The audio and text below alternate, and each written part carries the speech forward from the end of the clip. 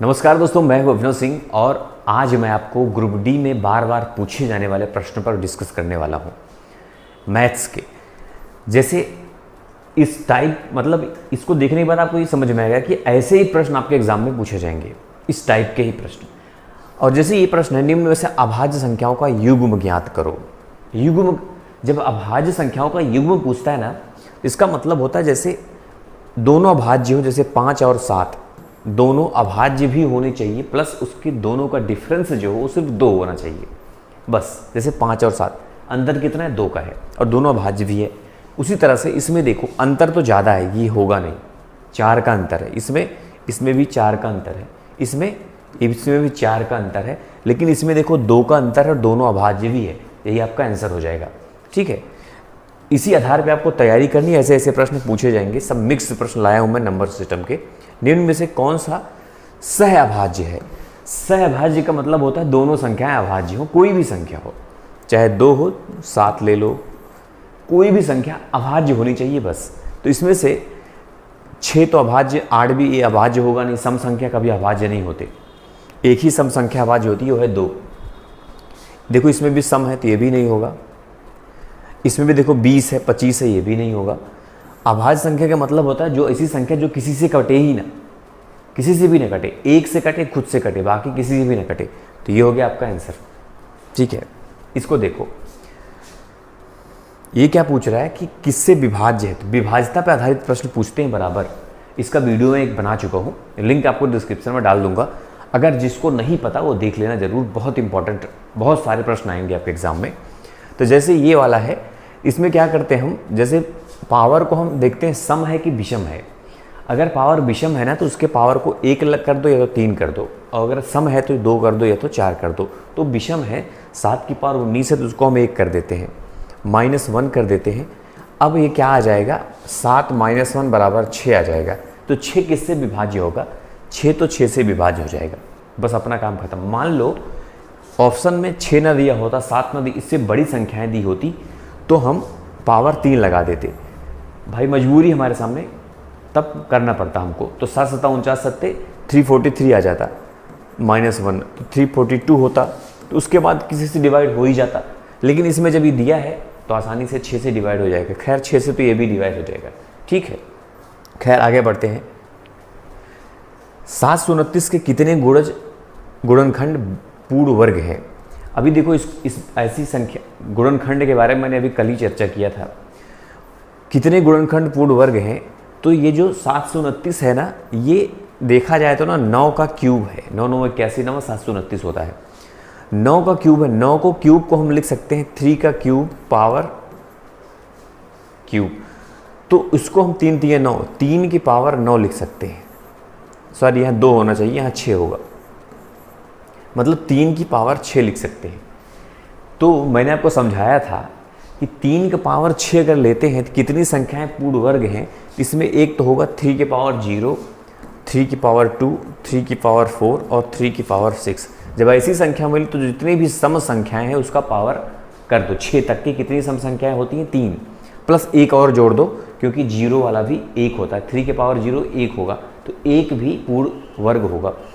तो जितने भी मतलब इसमें सम संख्या बनेंगी, जैसे 6 तक कितनी सम संख्याएं होती है? 3। कौन सी? 2, 4, 6, प्लस उसमें से एक और जोड़ दो, क्योंकि 0 वाला भी लेते हैं, 4 हो जाएगा। तो आपका 4 क्या हो जाएगा? उत्तर हो जाएगा। ठीक है, इस तरह से इसको हम सॉल्व करेंगे। कितनी गुणज विषम है, इसके बारे में भी मैंने चर्चा किया था आपसे, बहुत खास है, उसको भी देख लेना। अभी कल ही बताया था मैं, लिंक डिस्क्रिप्शन में दे दूंगा मैं आपको। देखो, तो इसमें क्या करेंगे, विषम संख्याओं पे ही फोकस करेंगे हम बस। विषम संख्याओं की पावर पे फोकस करेंगे, कितनी घात लगी। इसमें 5 लगी है तो 6 लिख देंगे, एक बढ़ा के लिखेंगे। इसमें 4 लगी है तो 5 लिख देंगे, इसमें 6 लगी है तो 7 लिख देंगे। अब इन सबका गुणा कर देंगे तो 6 पंचे 30, 7 तिया 21, 210 आ जाएगा आंसर। मतलब 210 ऐसी संख्याएं हैं जो विषम होंगी, गुणज। ठीक है, वह छोटी से छोटी संख्या ज्ञात कीजिए जिसमें से 6 अगर कम कर दिया जाए तो 12, 15, 20 और 27 से पूर्णतः विभाजित हो जाए। तो इसका मतलब क्या हुआ पता है? इन सब का निकाल लो एलसीएम। लेकिन दोस्तों एलसीएम जो भी आएगा उसमें 6 जोड़ दो, क्योंकि कह रहा है 6 कम करने पे कट जाए। तो एलसीएम निकाल के 6 जोड़ दो, बात खत्म। लेकिन एलसीएम निकालने में आपका टाइम ज़्यादा चला जाएगा, तो क्या करना है आपको पता है, एक संख्या पकड़ो, उससे इसमें कर दो डिवाइड सभी में, तो शेषफल 6 बचना चाहिए। जिसमें 6 बचेगा समझ लो वही उत्तर होगा। मान लो ट्राई करते हैं, तो इसमें करोगे तो 12 चौके 48 और 48 6 54 62 हो जाएगा, 12 पंच 60। इसमें शेषफल जो बचेगा 2 बचेगा, लेकिन 6 बचना चाहिए।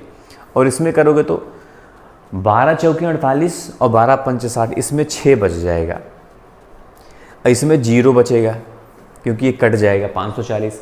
इसका मतलब 540 ही इसका एलसीएम होगा। वैसे 540 ही इसका एलसीएम आएगा, 27 दूना 54 और 540 से सभी कट जाएंगे और यही आपका एलसीएम होगा। और इससे करोगे, मान लो एक बार और ट्राई करते हैं, 12 चौके 48 बचेगा, 2 20, 12 कम 12, यहाँ पे 8 बचेगा। तो भाई सिर्फ एक ही ऐसी संख्या है जिसमें शेषफल 6 बच रहा है डिवाइड करने के बाद। तो भाई हमको क्या करना है, उत्तर यही है, क्योंकि सभी संख्या से शेषफल 6 ही बचना चाहिए। तो इससे भी करोगे तो ये भी 6 बच, अब 1 से 6 बच रहा है मतलब सबसे बचेगा, बाकी सब में मतलब ही नहीं उत्तर, तो आपका जल्दी हो जाएगा। मैं आपको ट्रिक बताया, बाकी तो आप चाहो तो एलसीएम निकाल लो इन चारों का, उसके बाद 6 जोड़ देना, वही उत्तर हो जाएगा आपका। ऐसे सवाल मिलते हैं। तो अगला देख लेते हैं, 2 अंकों की एक संख्या के अंकों का योग 12 है, मतलब जोड़ने पे 12 है। यदि अंकों के स्थान आपस में परिवर्तित कर दिए जाएं तो प्राप्त संख्या मूल संख्या से 18 ज़्यादा हो जाती है। अगर बदल दोगे तो जो संख्या नई वाली आएगी ना वो बढ़ जाएगी, कितना, 18। तो पहले तो अंकों को जोड़ो, 9 3 12, 7 5 12, 8 4 12, 7 5, सबका 12 ही आ रहा है, मतलब कि सभी संभावनाएं उत्तर होने की। तो नहीं तो पहले से ही काम अपना हो जाता है ना, लेकिन उससे नहीं हो रहा, मैं ऑप्शन के साथ डायरेक्ट कर रहा हूँ। फिर अब दूसरी शर्त है कि पलटने के बाद 18 अधिक हो जाती है जो दूसरी वाली संख्या।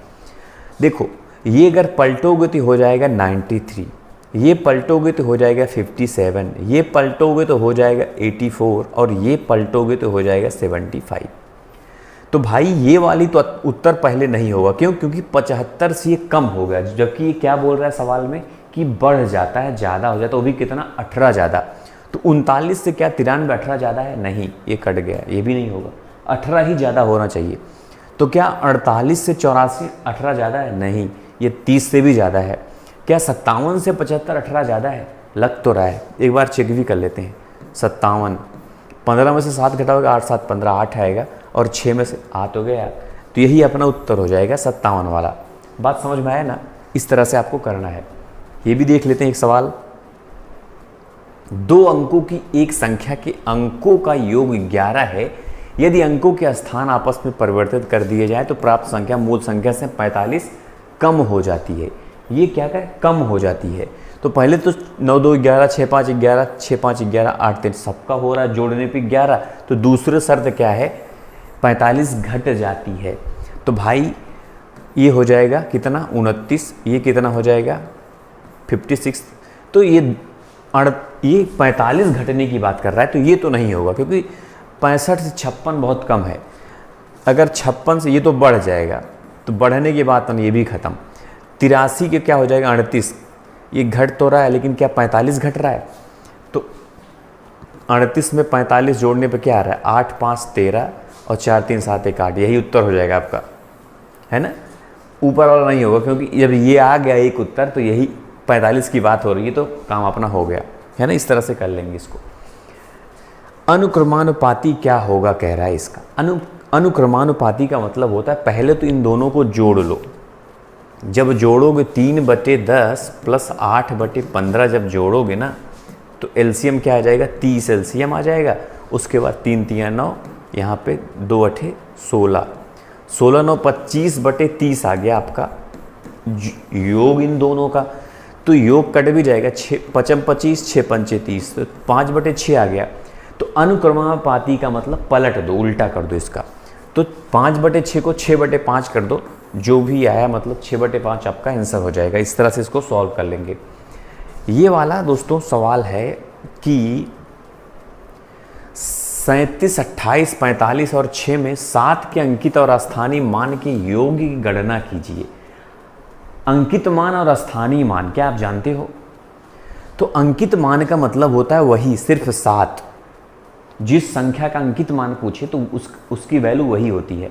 लेकिन जब स्थानीय मान की बात करें तो देखो 7 लिखने के बाद उसके बाद जितनी भी संख्याएं हैं, जैसे 1 2 3 4 5, उतनी जीरो बढ़ाना पड़ेगा 5।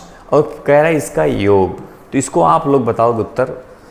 खैर उत्तर क्या बताना, लेकिन तब भी बता देना, है ना, क्योंकि ये आखिरी क्वेश्चन है आज की। तो इसका उत्तर आप लोग कमेंट बॉक्स में देना, आखिर इसका आंसर क्या होगा। उम्मीद है कि आपको वीडियो पसंद आई होगी।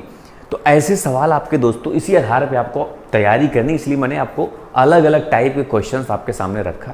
वैसे तो इतने क्वेश्चन भरमार है, मेरे पास कई बुक है, ग्रुप डी का भी रखा हूँ, जो प्रीवियस ईयर क्वेश्चंस हैं बहुत सारे, कई सारे बुक्स रखा हूँ मैं वैसे। तो आप लोग अभी ज़्यादा लोग नहीं हो तो मज़ा मुझे भी थोड़ा सा नहीं आता, नहीं तो मैं बहुत ज़्यादा अच्छी और भी वीडियो लाऊँ, वैसे लाता रहूँगा मैं। तो जो लोग नए हो तो जुड़ जाना मेरे साथ, ज़रूर से ज़रूर मेरे साथ हमेशा बने रहना, क्योंकि आगे भी मैं ऐसी ही वीडियोस आप सबके लिए लाता रहूँगा। मिलते हैं फिर ऐसे किसी अन्य वीडियो के साथ, तब तक के लिए जय हिंद, जय भारत।